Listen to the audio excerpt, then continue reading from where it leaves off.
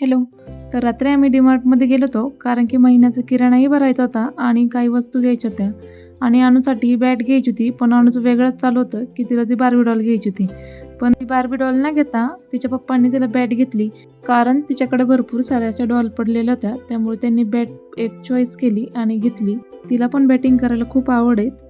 आणि दुसऱ्या दिवशी सकाळच्या वेळेस ना अनुचा टिफिन रेडी करत होते. तिचा टिफिनमध्ये मी सँडविच बनवले.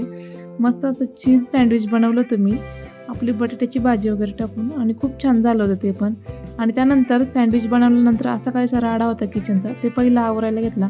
पूर्ण किचन क्लीन केला आणि त्यानंतर ना अनुचं आवरायला घेतलं. एक वेळ बाकी सगळी कामे पटापट होतील, पण लहान मुलांची जर स्कूलला जाण्यासाठी तयारी करायची म्हटली ती पटकन होत नाही. कारण की अनुचं माझ्याभोवती इतकं म्हणजे असं हे चालू असतं, मला हे असंच पाहिजे, ते तसंच पाहिजे, म्हणजे भरपूर ती नखरे करते. काही वेळा ना ऐकतच नाही, खूप कंटाळा आल्यासारखी करते. त्यानंतर ना मी तिचा टिफिन रेडी करून टिफिन बॅगमध्ये ठेवला आणि बॅग रेडी केली.